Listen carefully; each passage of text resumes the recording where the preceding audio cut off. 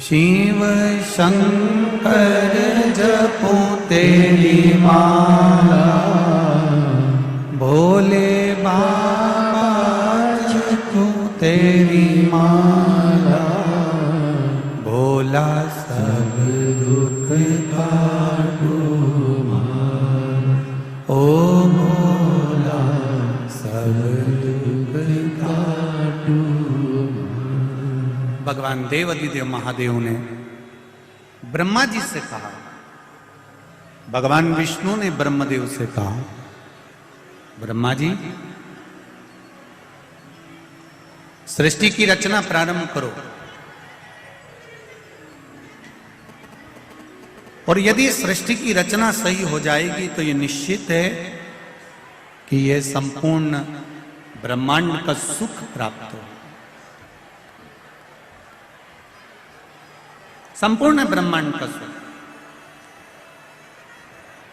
जब ब्रह्मा जी ने सृष्टि की रचना करी तो ब्रह्मदेव जी ने भगवान शिव जी से पूछा, भगवान शंकर जी से पूछा, बाबा आप ये बताइए कि सृष्टि की रचना करने के लिए मुझे करना क्या? भगवान कहते हैं कि पुरुष और स्त्री का निर्माण करना।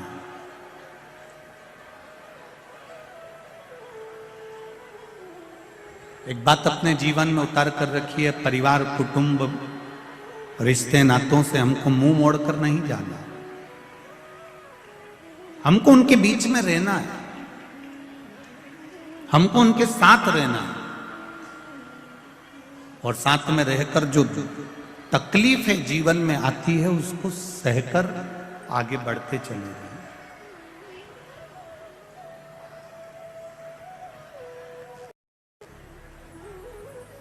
देखा, ब्रह्मदेव से कहा सृष्टि की रचना करो। ब्रह्मा जी ने जंघा से मनु और शत्रुपा को प्रकट कर दिया, हृदय से दक्ष जी को प्रकट कर दिया। उत्तानपात, प्रियवत, देवहूति, प्रसूति, आकुति ऐसी कन्याओं का वर्णन। हृदय से ब्रह्मा जी ने दक्ष को प्रकट किया।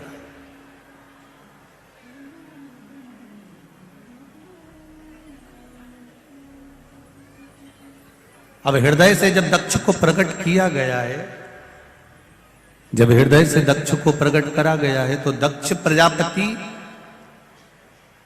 के साथ में माता प्रसूति का विवाह हुआ।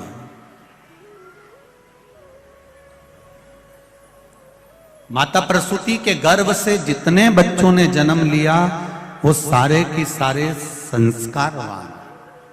इसलिए आज भी हॉस्पिटल में जहां बच्चा जन्म लेता है उस जन्म लेने वाले कक्ष के बाहर लिखा रहता है प्रसूति कक्ष।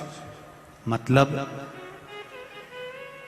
दक्ष प्रजापति की धर्म पत्नी का नाम आज भी हॉस्पिटल में प्रसूति कक्ष के रूप में लिखा होता है कि यहाँ माता प्रसूति के गर्भ से बच्चों ने जन्म लिया था तो वो सारे बच्चे संस्कारित थे। इस कक्ष में जो बच्चा जन्म लेगा वो भी संस्कारवान होगा, ये निश्चित है, ये निश्चित था। उसका नाम प्रसूति कक्ष रखा गया।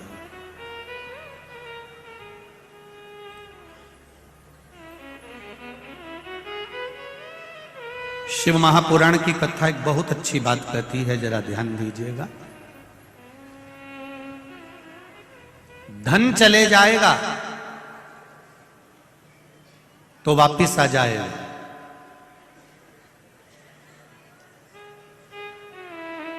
पर धर्म मत जाने देना। अगर धर्म चले गया तो बहुत मुश्किल से वापिस आएगा। धन वापिस आ सकता है पर हमारा धर्म गिरने ना दे।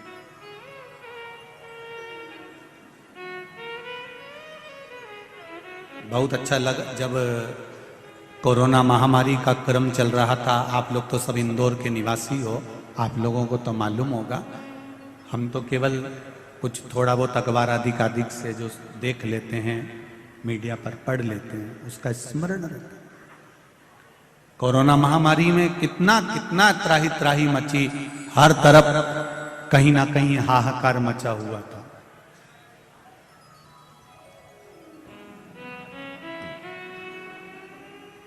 मैं आदरणीय संजय भैया शुक्ला जी को धन्यवाद देना चाहूंगा इस चीज के लिए कि उन्होंने कोरोना महामारी के समय पर ऑक्सीजन मशीन हो, चाहे दवाइयां हो, चाहे हॉस्पिटल हो, उस समय पर इनका सहयोग बड़ा पड़ा। और सत्यता है, ये एक धर्म की जो ध्वजा है, ये सम्मुख होना चाहिए।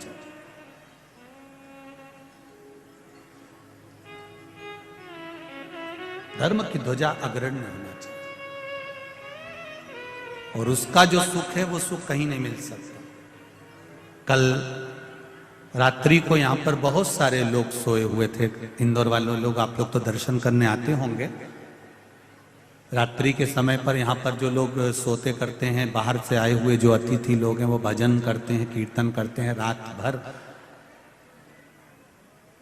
संजय भैया शुक्ला परिवार ने तो, उनके मित्र मंडली ने तो व्यवस्था करी है रुकने की भी, और भोजन आदि की सब व्यवस्थाएं बाहर से आए हुए लोगों की करी है। पर फिर भी मेरे इंदौर के जो दानवीर हैं, वो जब यहाँ पर रात्रि के समय पर आकर कोई बिस्कुट, कोई खिचड़ी, कोई कुछ बांट रहा था, उसके मैसेज जब हमारे सीहोर कुबेरेश्वर धाम पर गए, वीडियोस गए, बड़ी प्रसन्नता हुई कि मेरा इंदौर इंदौर है, ये साधारण नहीं। आप दुनिया की सेवा कर रहे हो, मान रहे हैं, पर ये शंकर के जो भक्त हैं, ये कोई साधारण नहीं है। इसी कथा के पंडाल में एक आईएएस ऑफिसर भी बैठी हुई है, जो महाराष्ट्र से आई है, केवल कथा सुनने के लिए आई है, और इसी पंडाल में सोती है, और कथा सुनकर 7 दिन की चली जाएगी। कई ऐसे हैं बेटा बेटियां जो बहुत, ऐसा नहीं है कि कई कई लड़के बेटियां बेटे अगर सोचे कि हम जीन्स पहने, हम टी शर्ट पहने, हम आज के फैशन के हैं, हम आज के फैशन के हैं, हमें कोई मतलब नहीं भगवान की भक्ति से, हमें कोई मतलब नहीं भगवान के भजन से। मैं उनसे कहना चाहूंगा, जिंदगी में आप पहनावा कैसा भी पहनो, कैसा भी भोजन करो, पर निवेदन है अपने सनातन धर्म को लेकर आगे बढ़ो, तो जिंदगी सार्थक हो।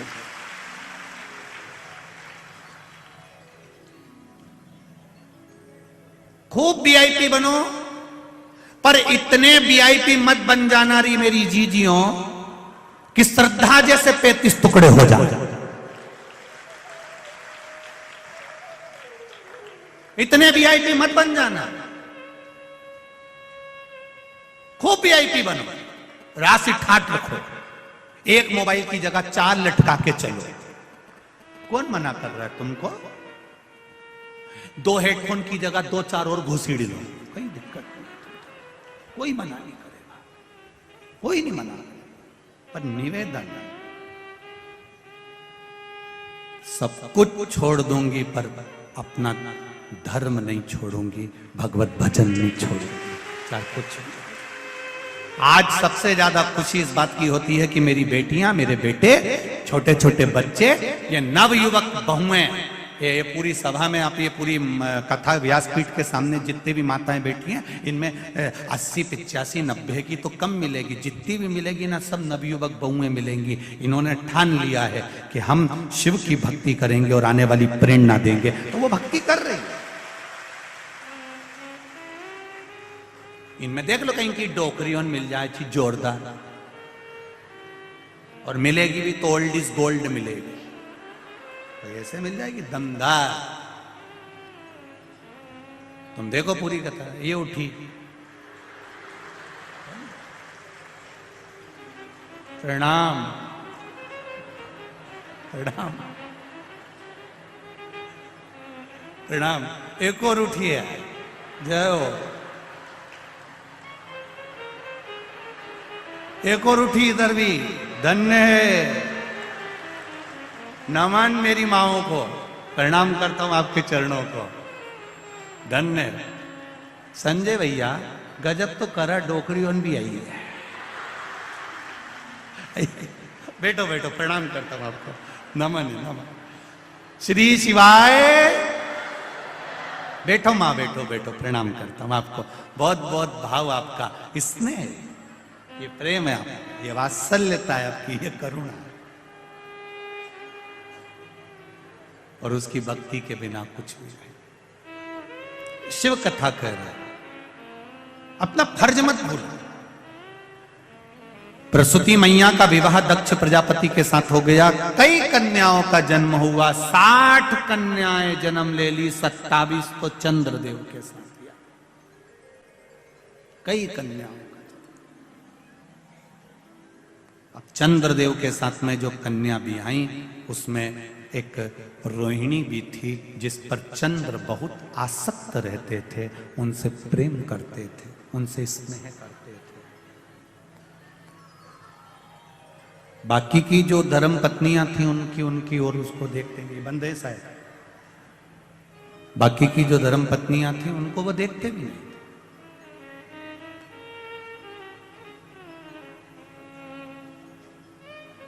उनको देखना बंद कर दिया। केवल रोहिणी की ओर उनकी आसक्ति ज्यादा थी। सारी की सारी कन्याएं रोती बिलखती अपने पिता के पास में गई। पिताजी, मन में संशय है।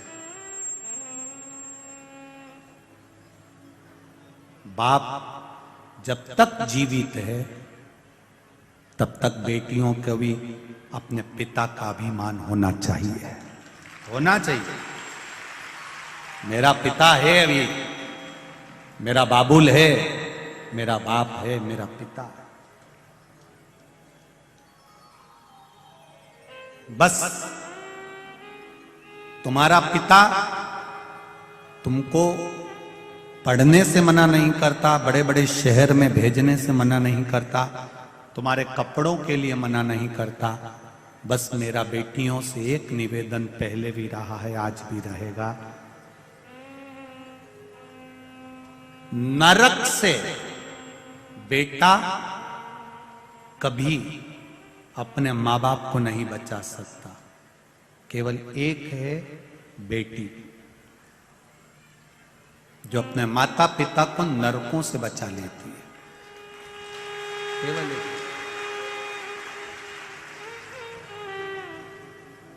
बेटी अपने माँ बाप को नरक से कैसे बचाती है? अपने माता पिता के द्वारा कन्या दान कराकर। दुनिया का सबसे बड़ा दान होता है कन्यादान। घर में अगर बेटी ने जन्म लिया है और उस बेटी का कन्यादान अगर माँ बाप ने नहीं किया है, तो माता पिता को 94 तरह के नरक भोगना पड़ते हैं। ये बेटी ही है जो अपने माँ बाप को नरक से बचा सकती है। आप रहो, कितने भी वीआईपी रहो, कितने भी ठाट से रहो, तुम कितने भी एंजॉय करो अपनी जिंदगी का, पर जब विवाह संबंध का समय आ जाए तो अपने माँ बाप के से जाकर कह देना, पापा आप बोलोगे, माँ आप बोलोगी, विवाह में वहां करूंगी। तब कन्यादान का मौका अपने माँ बाप को जरूर दो, जिससे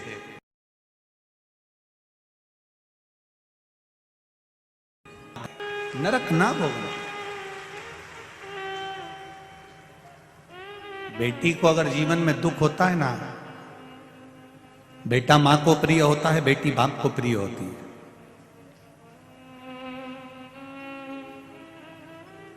जब बेटी की विदाई होती है तो लोग कहते हैं कि मां बहुत रोती है। शिव महापुराण की कथा कहती है कि बेटी की विदाई में जितना मां नहीं रोती, उससे दुगना उसका बाप रोता है, दुगना बाप रोता है।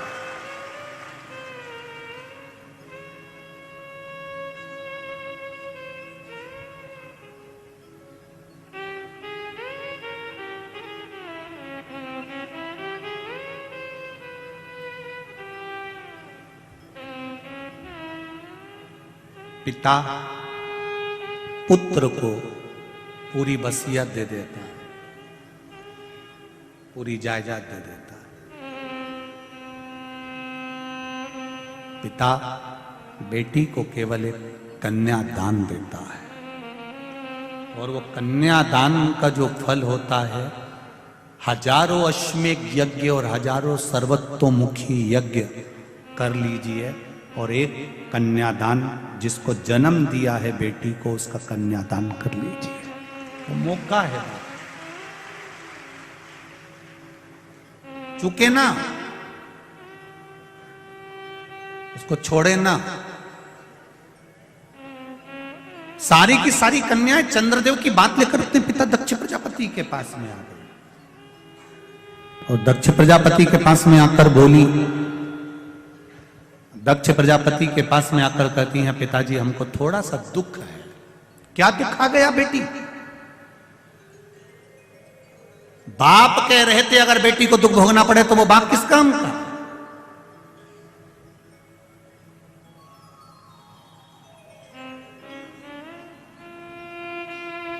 क्या दुख है बोल?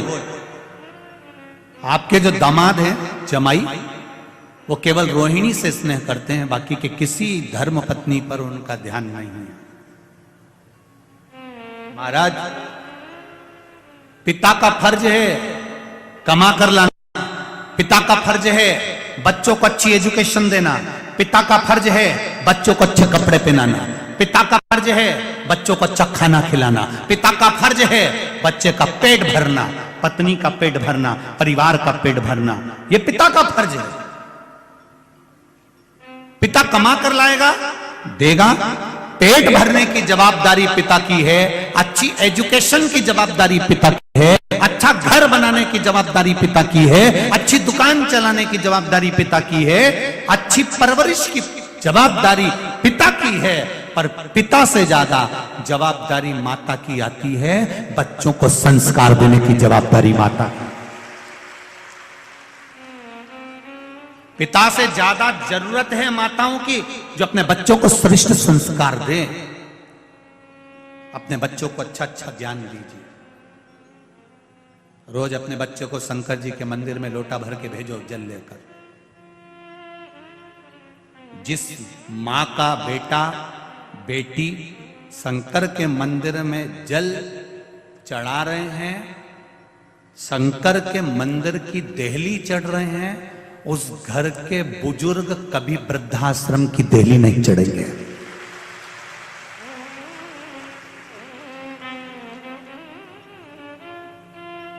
जिस घर के नवयुवक बेटा बेटियां, जिस घर के बच्चे शंकर के मंदिर की देहली चढ़ रहे हैं, शिव मंदिर में जा रहे हैं, एक लोटा जल चढ़ा रहे हैं, सफाई कर रहे हैं, शंकर के मंदिर में बेलपत्री चढ़ा रहे हैं, दिया लगा रहे हैं, उस घर का बूढ़ा आदमी कभी वृद्धाश्रम नहीं जाएगा। क्योंकि वो शंकर के मंदिर में रहकर जब सेवा करना सीख जाएंगे, शिव मंदिर में जाना सीख जाएंगे, अपने धर्म की ओर अग्रण्य हो जाएंगे, तो ये मेरा विश्वास कहता है कि वो कभी वृद्धाश्रम में अपने माँ बाप को नहीं भेजेगा, कभी नहीं भेजेगा, पढ़कर बढ़कर भी नहीं भेज सकता। लगाओ अंदाजा। तुम्हारे इंदौर में वृद्धाश्रम है? जाकर घूम के आना। भोपाल में भी है, सीहोर में भी है, सारे शहरों में वृद्धाश्रम है, एक बार घूम कर आना। किसी सब्जी बेचने वाले के माँ बाप उस वृद्धाश्रम में नहीं मिलेंगे, किसी ठेला चलाने वाले के माँ बाप वृद्धाश्रम में नहीं मिलेंगे, किसी जूता बनाने वाले के माँ बाप वृद्धाश्रम में नहीं मिलेंगे। वृद्धाश्रम में अगर बूढ़े मिलेंगे तो किसी अच्छे अच्छे पढ़े लिखी औलादों के माँ बाप वृद्धाश्रम में मिलेंगे। गवारों के नहीं, जो पढ़े नहीं है, लिखे नहीं है, कुछ नहीं है उनके पास में, ठेला चलाते हैं, तो भी कह देते हैं भूखा मर जाऊंगा पर अपने माँ बाप की सेवा करूंगा। कुछ नहीं है तो भी माँ बाप की सेवा में लगे हुए हैं। और आज के पढ़े लिखे जो कभी मंदिर नहीं गए, कभी देवालय नहीं गए, पूरी जिंदगी हम अप टू डेट बन के रहेंगे, अपने माँ बाप को वृद्धाश्रम में छोड़ दिए, तो तुम्हारी औलाद तुम्हें छोड़ेगी रे भेरू, छोड़ेगी।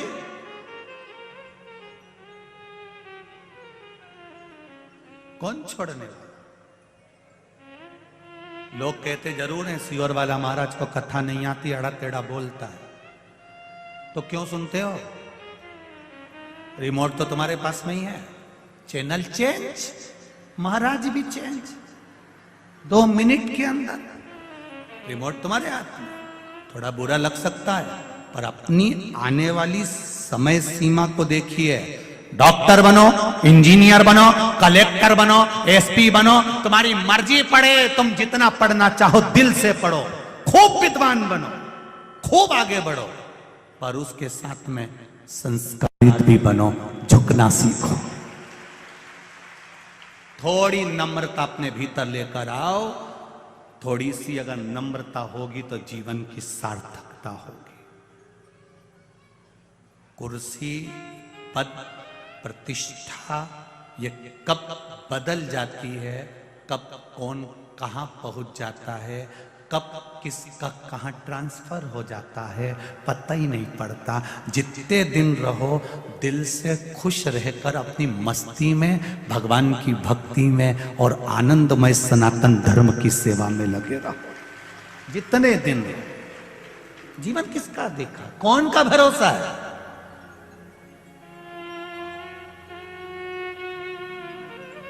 पापड़ बने के बने रह जाते हैं रीजीजियों, बड़ी की भरी बरनी रखी रह जाती है। आम का अचार डाला था, पूरा भरा की भरा रह गया और काकी निपट जाती है, सब धरा रह गया। कौन खाएगा, कौन पिएगा, पापड़ कौन सेकेगा, सब गया, गए। जीवन चला। अभी तुमने देखा ये कोरोना महामारी में कितना पैसा था लोगों के पास में, एक पलंग नहीं मिल पा रहा था हॉस्पिटल में, एक पलंग, एक वेंटिलेटर नहीं मिल पा रहा था। करोड़ों का धन होकर भी अगर कुछ नहीं है तो क्या धन की कीमत है। और ये देखा भगवत भजन, जिसने भगवान की अविरल भक्ति धारण करी, जब कोई नहीं आता तब मेरा डमरू वाला आता है और डमरू बजाकर चला जाता है। क्या है वो? दक्ष प्रजापतियों को समझाया, तुम चिंता मत करो, तुम क्यों रोती हो, क्यों रोना? मैं दामाद को बुलाऊंगा, मैं चंद्रदेव को बुलाऊंगा। 12 ज्योतिर्लिंग में प्रथम ज्योतिर्लिंग है सोमनाथ। सोमनाथ का मंदिर बाद में, पहले चंद्र कुंड। पहले सोमनाथ कौन कौन गया हुआ? गए हो प्रथम ज्योतिर्लिंग का दर्शन करने?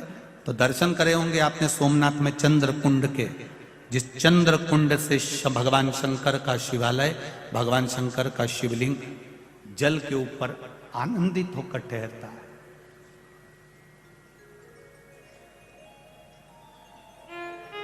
भगवान द्वारिकाधीश को क्या पड़ी थी मेरे द्वारका नाथ को, मेरे भगवान कृष्ण को क्या पड़ी थी? जरा विचार करिए कि द्वारिका छोड़कर सोमनाथ की पावन धरा पर भालुका क्षेत्र में आकर फिर पीपल के पेड़ के नीचे लेटे और उनके चरणों में वहां पर बाण लगा। जरा विचार करो, जन्म कहाँ हुआ? कारागार में। मथुरा से गए वृंदावन, वृंदावन गोकुल करते बरसाना गोवर्धन, ब्रजभूमि को त्याग कर मथुरा, मथुरा से फिर द्वारका, द्वारका के बाद भी प्राण त्यागने के लिए आए तो सोमनाथ की पावन धरा पर आए।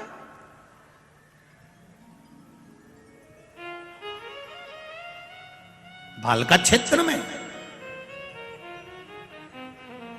सुंदर क्षेत्र क्या, जरा विचार करिए। जब भगवान कृष्ण को प्राण त्यागना है, अपने प्राण छोड़ना है, और भगवान कृष्ण आज मौन होकर बैठे हुए, भगवान कृष्ण आज मौन है। पूछा गर्गाचार्य बाबा ने आकर, कन्हैया क्या बात है मेरे वसुदेव, मेरे कृष्ण, आज आप मौन दिख रहे हो, हुआ क्या आपको? विष्णु पुराण कहती है, कुर्म पुराण कहती है, गर्ग संहिता कहती है और श्रीमद् भागवत कहती है। गर्गाचार्य बाबा ने पूछा कि हुआ क्या है कि आज मेरा कृष्ण मौन होकर बैठा हुआ है, मेरा ठाकुर आज मौन है। भगवान कृष्ण कहते हैं मेरा जन्म कारागार में हुआ, आया मैं द्वारिका का राजा भी बना मैं। कुरुक्षेत्र के मैदान में युद्ध भी कराया है मैंने। उस मैदान के युद्ध में ना जाने कितने मरे भी होंगे, कितने मरे भी होंगे। बस अब इस शरीर को जब छोड़ूं, इस शरीर को जब मैं त्याग करूं, तब मैं सारे बंधनों से मुक्त होना चाहता हूं। सब बंधन छूट जाएंगे।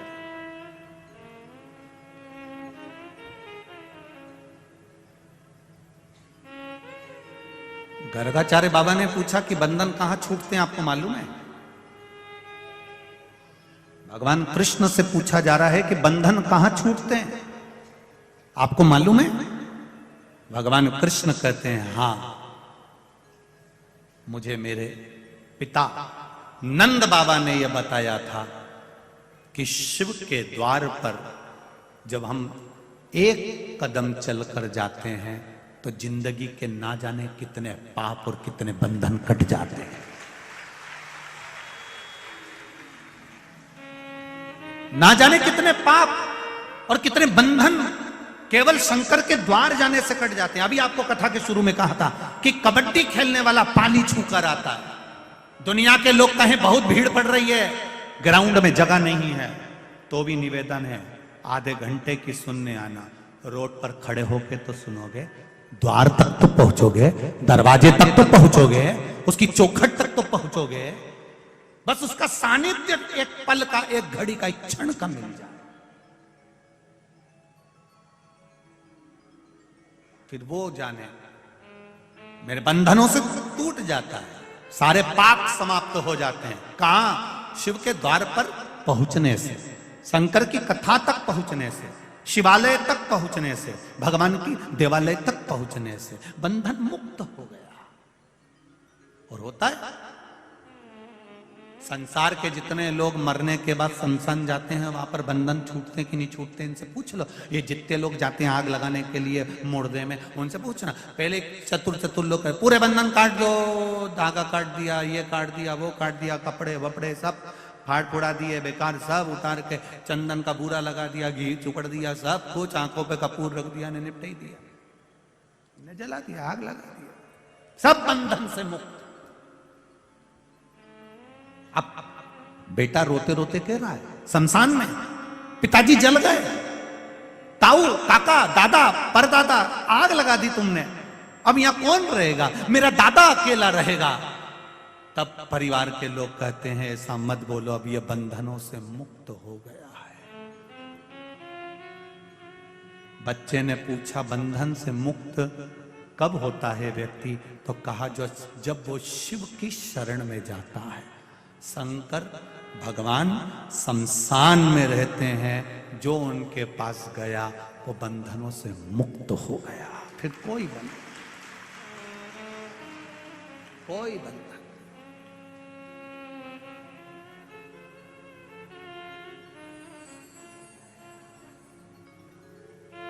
पहले शमशान बहुत दूर होता था, बहुत दूर शमशान, गांव से बाहर।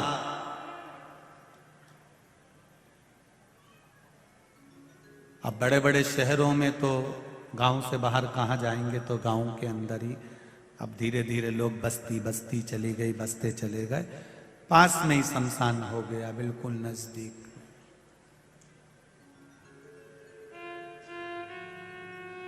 बिल्कुल नजदीक।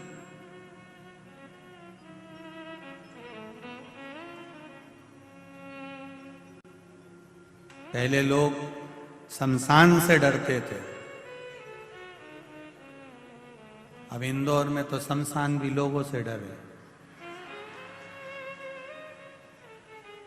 शमशान को भी लोगों से डर लगता है, मेरे पे कब्जा नहीं कर ले। इंदौर में तो लोग शमशान भी डरे कि ये कहीं इनका मन एक शमशान पे नहीं आ जाए और यहाँ पे कॉलोनी नहीं काट दे।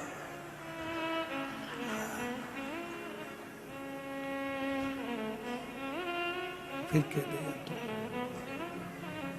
फिर कहीं का कहनी साहब ये तो शमशान था और केस लड़ने में जिंदगी निकल जाए।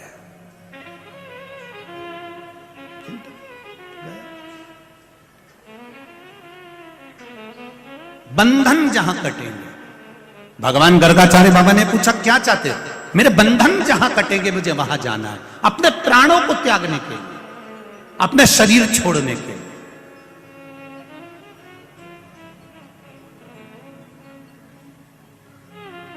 कहां जाना चाहते हो? शंकर का द्वार। द्वारका से बहुत दूर नहीं, नजदीक है भालका क्षेत्र। आप लोग गए होंगे, जो लोग सोमनाथ जी गए होंगे वो जानते हैं। थोड़ा सा गूंज कम करिए।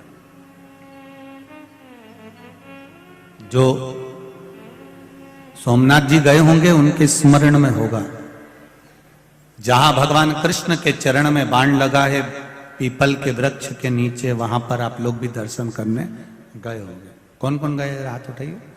हाँ, गए गए गए, चलो ठीक है, दल बहुत सारा हो, वहां गए हो। तो तुमने कभी विचार करा कि भगवान तो द्वारका में रहते थे, ये द्वारका छोड़कर यहां क्यों आए? यहां पीपल के वृक्ष के नीचे टेका लगा के बैठे हाथ का, और चरण पर चरण और बाण लग गया। कभी विचार किया तुमने कि अपन दर्शन तो करे? पर ये समझ में नहीं आया कि वो द्वारका, और द्वारका से इतनी दूर आके इन्होंने यहां सोमनाथ के पास में अपने प्राणों को त्यागा। कारण क्या था?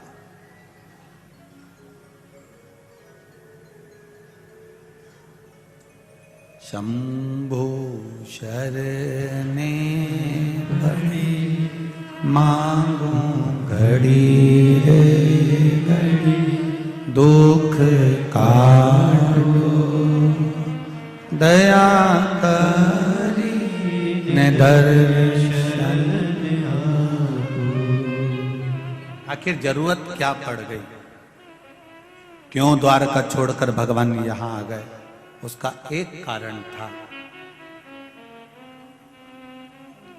जरा नाम के व्याघ्र ने जब बाण छोड़ा, भगवान के चरण में जब बाण लगा, तब जरा ने भी पूछ लिया, आप तो द्वारका के निवासी थे, फिर यहां क्यों आए? यहां सोमनाथ की पावन धरा पर किस लिए?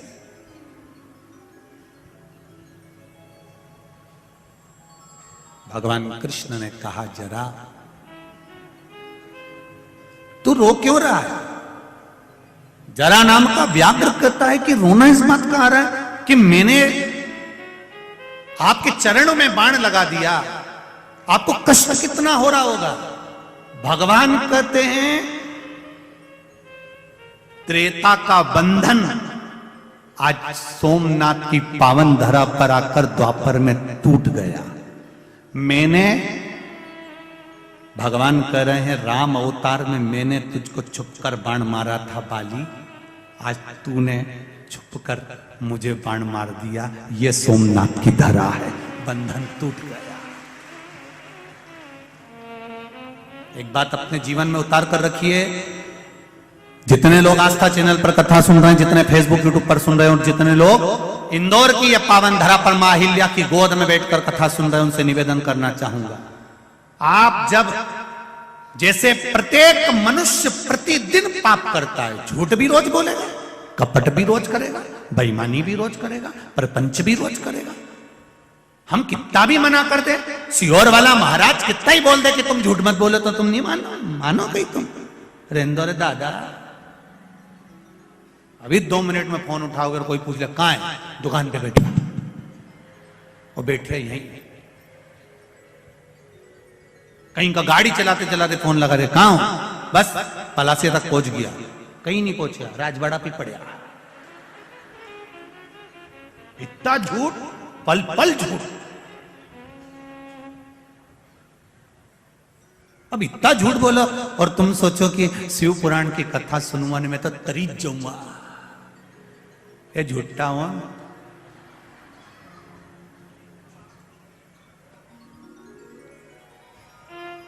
कई लोग कहते हैं साहब तुम ऐसा करोगे तो बैकुंठ चले जाओगे, तुम ऐसा करोगे तो नरक चले जाओगे। हाउ रे दादा, आज का जमाना का लोग तुरंत कह देते हैं क्यों बैकुंठ की नंगे, घूम के आ जाऊंगा एक बार, और नरक किधर है वो भी घूमी आऊं। शिव महापुराण में ये नहीं लिखा कि तुम शंकर भगवान को जल चढ़ाओगे तो तुम बैकुंठ चले जाओगे। सुनना जरा अच्छे से, और कहीं का महाराज किए तो उसके चरण भी पकड़ लेना, कहीं नहीं। शिव महापुराण में यह नहीं लिखा कि शिव जी को जल चढ़ाओगे तो बैकुंठ चले जाओगे, शंकर भगवान पर बेलपत्र चढ़ाओगे तो बैकुंठ चले जाओगे, शंकर भगवान का अभिषेक करोगे तो बैकुंठ चले जाओगे। शिव महापुराण में लिखा है शिव जी को जल चढ़ाओगे या बेलपत्र चढ़ाओगे या अभिषेक करोगे तो पूर्व में हमने कोई पाप करा हो या हमारे जीवन में कोई दुख चल रहा हो तो वो मिट जाता है। बैकुंठ जाने का नहीं कहा। और दूसरी बात सुन लीजिए, शिव महापुराण एक बात और कहती है, जब तुम प्रतिदिन भगवान शंकर पर जल चढ़ाते हो या भगवान का भजन करते हो या भगवान की कथा तक या शिवालय तक मंदिर तक जाते हो तो शिव महापुराण की कथा कहती है तुम्हें बैकुंठ जाने की कोई जरूरत नहीं है, बैकुंठ वाला तुम्हारे पास आएगा। अंत समय प्रभु आना पड़ेगा, वचन दिया तो निभाना पड़ेगा। आए ना आए प्रभु कुटुंब कबीरा, अंत समय प्रभु आना पड़ेगा, वचन दिया तो निभाना पड़ेगा। आप बैकुंठ जाएंगे कि नहीं जाएंगे ये हमको नहीं मालूम, और हम जानते भी नहीं है, क्योंकि हम बैकुंठ गए भी नहीं जी, और जो गए वो आए नहीं जी। तो हम ये कभी नहीं कहेंगे आपसे कि आप बैकुंठ, हाँ इतना जरूर कहेंगे तुम शंकर की भक्ति करो, तुम शिव का भजन करो, तुम शिव का अभिषेक करो, तुम शिव भक्ति में लग जाओ, ये निश्चित है, निश्चित। वो डमरू वाला, वो बैकुंठ वाला, वो इंद्रलोक वाला तुम्हें ढूंढते ढूंढते तुम्हारे पास पहुंचेगा। कल कथा में कहा था ड्रेस और एड्रेस सही रखना। आपका एड्रेस होना चाहिए शंकर का मंदिर, शिवालय, शिव पुराण। तो भगवान भी ढूंढता ढूंढता आ जाएगा कि कमला बाई कहां बैठी है, निश्चित है वो ढूंढता हुआ। अब तुम एड्रेस ही सही नहीं रखो तो बाबा बड़ी आफत है, फिर तो फिर कहां ढूंढोगा साहब, ढूंढना।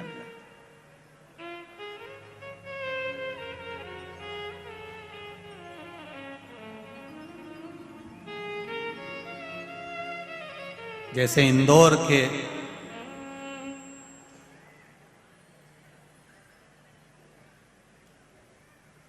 कोई अगर इंदौर के कहीं साधारण छोरा छोरी के अगर कहीं का बेवकूफ बनाना चाहे तो कहीं बने में, कोई नहीं बने।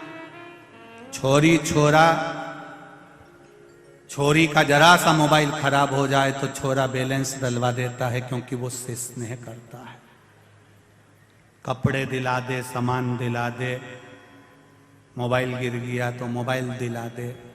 जरा सोचो, एक संसार के व्यक्ति से प्रेम करा तो उसने तुम्हारा मोबाइल का बैलेंस डलवा दिया, तुम्हें गाड़ी पे घुमा दिया, वो भी दूसरे की, कहीं से सुधरने आई थी।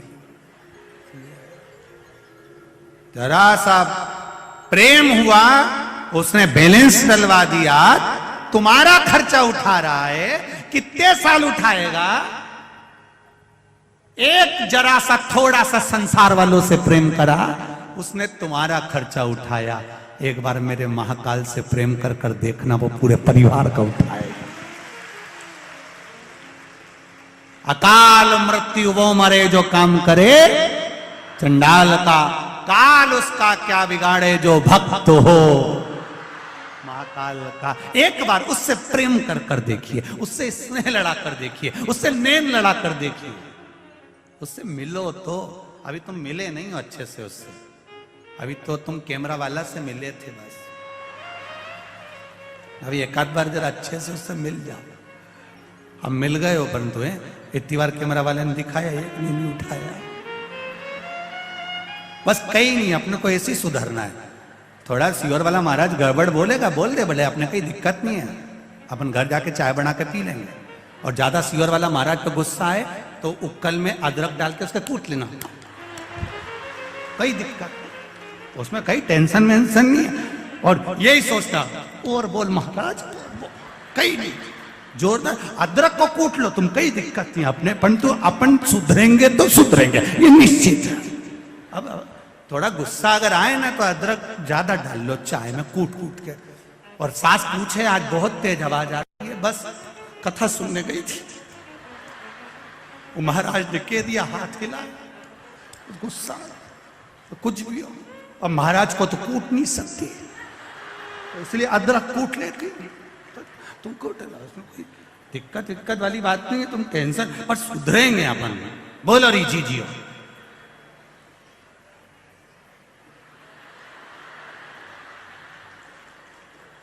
बस सुधरेंगे। अंत समय प्रभु आना पड़ेगा, वचन दिया तो निभाना पड़ेगा। बस ऐसी प्रसन्नता तुम्हारे जीवन में, ऐसी स्माइल रहना चाहिए, भोले बाबा ढूंढते ढूंढते तुम्हारे पास पहुंच जाएगा। ये मेरा प्रिय है। तुम क्यों उदास होती हो? भगवान कृष्ण ने जरा नाम के व्याघ्र से पूछा, तूने बाण मारा, तीर मारा, मेरे पांव में लगा, पर मुझे आनंद की अनुभूति हुई है उसमें। मेरा बंधन टूट गया, पूर्व का बंधन। मैंने छुपकर तुम्हें मारा था, तुमने छुपकर मुझे मार दिया। ये शिव तत्व है। शंकर भगवान के दरवाजे पर जाने से पूर्व का कितना भी पाप हो वो क्षीण हो जाता है, हमारे पुण्य प्रबल हो जाते हैं।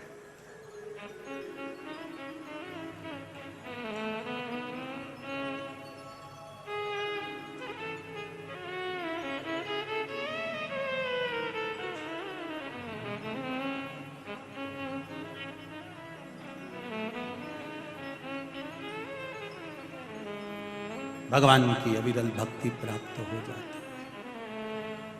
हरि मोए लागे यो काशी को,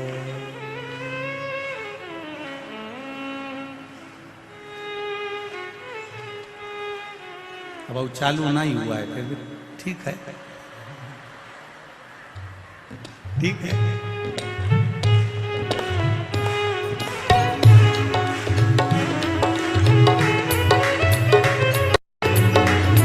हरि मोहे लागे यो काशीनी को, हरि मोहे लागे यो काशीनी को, यो काशीनी को, काशीनी को, काशीनी को, काशीनी को।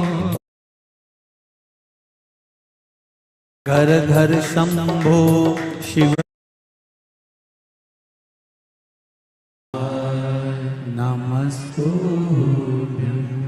भोला सब दुख काटो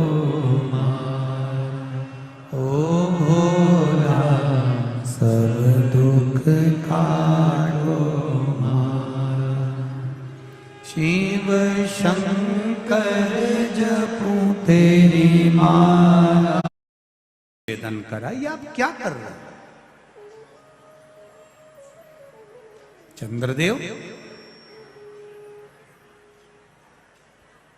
आप एक पर अपना स्नेह रखते हो, बाकी के सब पर स्नेह नहीं होता। चंद्रदेव ने कहा आगे से गलती नहीं होगी। सारी रानियों पर बराबर का स्नेह करा। थोड़े दिन बाद चंद्रदेव वापिस वैसे की वैसे ही हो गए। रोहिणी पर उनका स्नेह प्रबल हो गया, फिर वापिस उन्होंने सब पर स्नेह करना बंद कर दिया। शिव कथा कर रहे, शिव महापुराण की कथा कर रहे। अब की बार चंद्र को बुलाया और चंद्रदेव को बुलाकर कहा कि चंद्रदेव तुमने फिर गलती कर दी है, मैं श्राप देता हूं तुमको चंद्रदेव, तुम्हारी काया का तुमको जो अभिमान है ये काया छिन्न हो जाए। चंद्रदेव की काया छिन्न हो रही, टपक रही।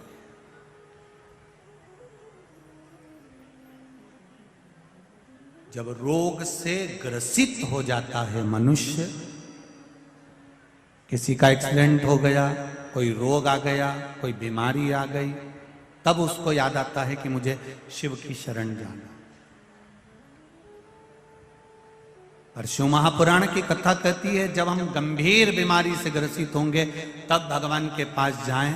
उससे अच्छा है शरीर में अगर थोड़ा भी रोग आया है तो हम उससे पहले ही क्यों ना भगवान की भक्ति में डूब जाएं, भगवान की शरण में चलें। बहुत पत्र हैं, इन पत्रों में लिखा है, बहुत सी पत्रों में किसी का एक कैंसर वाला पत्र आया है कि कैंसर जैसी बीमारी हो गई थी पर बाबा ने कृपा कर कर हमारे कैंसर को ठीक कर दिया।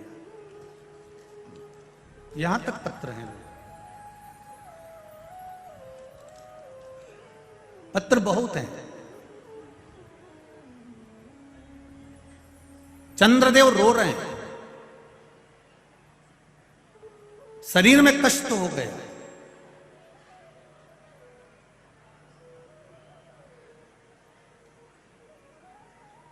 एक बात चंद्रदेव के जीवन में चंद्रदेव को समझ में नहीं आई। मेरा शंभू कहता नहीं है कुछ भी, पर बता देता है। पर नारी पर धन, किसी के पड़े हुए धन, किसी की चेन, किसी का मोबाइल, किसी का पर्स तुमको मिल गया, उसमें से तुमने कितने दिन अपनी जिंदगी खुश होकर जी ली, कितने दिन जियो।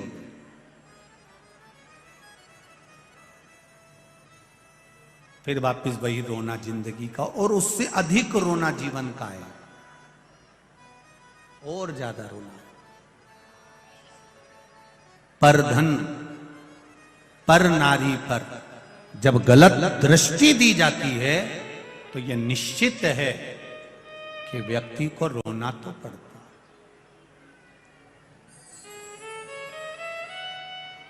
भगवान ने शरीर दिया है, काया दी है, इसका इतना अहंकार मत करना कि अंत समय तुम्हारा रोग से ग्रसित होकर निकले। इतना अहंकार में मत डूबना कि जिंदगी में रोना पड़े। हर पल हर घड़ी उसको धन्यवाद देते रहना कि तेरी कृपा से मिला है। शरीर भी दिया तो तूने दिया, घर भी दिया तो तूने दिया, बच्चे भी दिए तो तूने दिया, खाने के लिए दांत भी तूने दिया तो उधर भी तूने दिया, और भोजन भी तू ही दे रहा है। मैं जानती हूं मैं इस लायक नहीं हूं, मेरे जीवन में मैंने पूर्व में क्या करा होगा मुझे मालूम नहीं, पर आज जो निभा रहा है वो तू ही निभा रहा है। मेरा महाकाल, मेरा महादेव निभा रहा है, कोई दूसरा नहीं। काया खराब हो गई चंद्रदेव की, इतना अभिमान था चंद्रदेव को, मेरा तेज मेरा तेज मेरा तेज। यहां तक चंद्रदेव ने कह दिया था कि सूरज, सूर्य तू चमकता है तो मेरे तेज से चमकता है। चंद्रदेव ने एक दिन भगवान विष्णु से भी कह दिया था तुम्हारे शरीर पर जो तेज है और वैकुंठ में तेज है वो मेरी ओर से। चंद्रदेव ने एक बार गुरु बृहस्पति जी से कह दिया था संपूर्ण ब्रह्मांड में जितने ग्रह चमक रहे हैं ये चंद्र से चमक रहे हैं, चंद्र के सिवा किसी की सामर्थ्यता नहीं कि कोई चमक जाए। चंद्र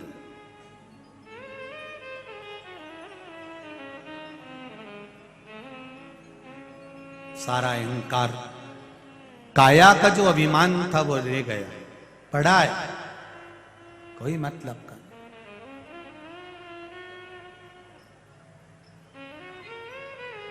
बड़ा अहंकार। ब्रह्मा जी के पास में सूचना पहुंची तो ब्रह्मदेव ने नारद जी से कहा नारद चंद्रदेव से कहो कि शिवलिंग का निर्माण करे और उसकी पूजन करे। समय पूछा गया, शिवजी के पूजन का समय क्या रखा जाए? ब्रह्मा जी ने कह दिया, चंद्रदेव से कह दो संसार में जन्म लेने वाले मनुष्य का मौत का समय बता दे कि मरेगा कब। जब इंसान को मृत्यु का समय नहीं मालूम कि कब मरेगा, तो पूजन का समय क्या पूछना। हर पल दिन रात भगवान की भक्ति ऐसे करो कि मैं अगले पल जीवित रहूंगा कि नहीं रहूंगा। जब मौत का ठिकाना नहीं तो मरने का क्या ठिकाना, भजन का क्या ठिकाना। कोई कहता भगवान का भजन दिन में करो रात में मत करो, कोई कहे शाम को करो सुबह मत करो, कोई कहे अभी करो बाद में मत करो। सबकी सुनो। पर शिव महापुराण कथा कह रही है कि कब मरोगे तुमको मालूम है क्या? जब तुम्हें मरने का नहीं मालूम है, मालूम पड़े रोटी खाता खाता लुढ़क गया, तो उससे पहले ही शंकर का भजन कर लो, उससे पहले ही एक लोटा जल चढ़ा लो, उससे पहले ही शिव की भक्ति कर लो, भगवान का भजन कर लो, राम कर लो, कृष्ण कर लो, शिव कर लो। मृत्यु का ठिकाना नहीं है कि कब मरोगे। तो भजन का भी कोई समय नहीं है, तुम्हारी मर्जी पड़े तब करो, पर शिव का भजन।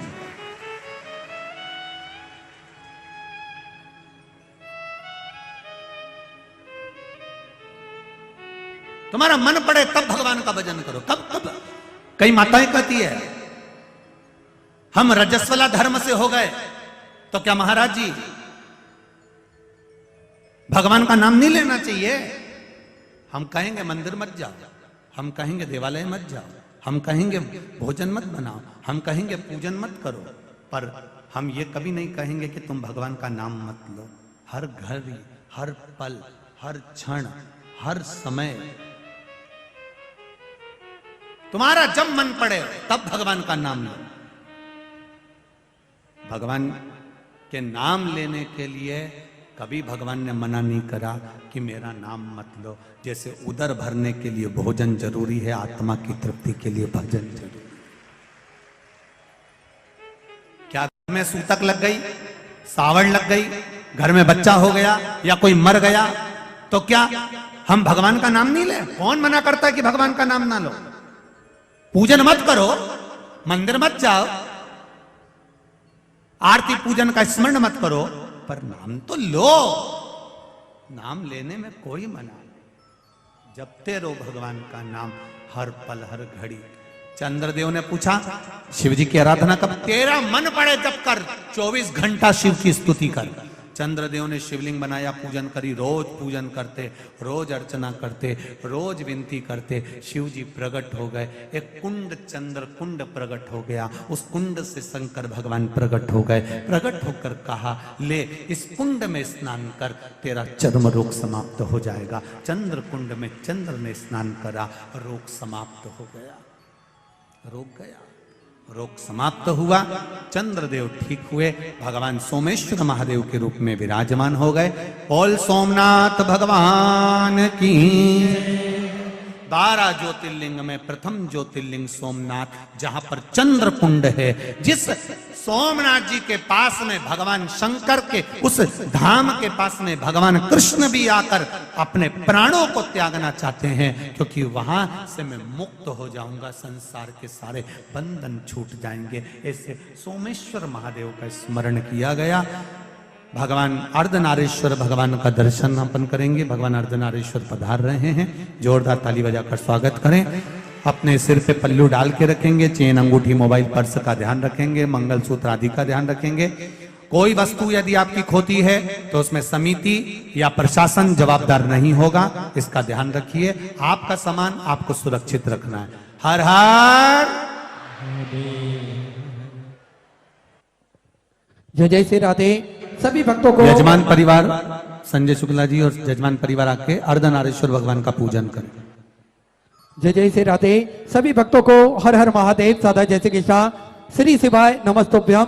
व्यासपीठ को नमन करते हुए हम सबके प्रिय, हम सबके लाडले ठाकुर कल्लू जी महाराज के चरणों में नमन करते हुए परम सत्य परम आदरणीय विश्वविख्यात पूज्य गुरुदेव के पावन चरणों को नमन करते हुए और आप सभी शिव भक्तों के चरणों में नमन करते हुए सुंदर आज दूसरे दिवस की कथा हम सभी ने श्रवण करी और एक और सूचना आप सभी भक्तों के लिए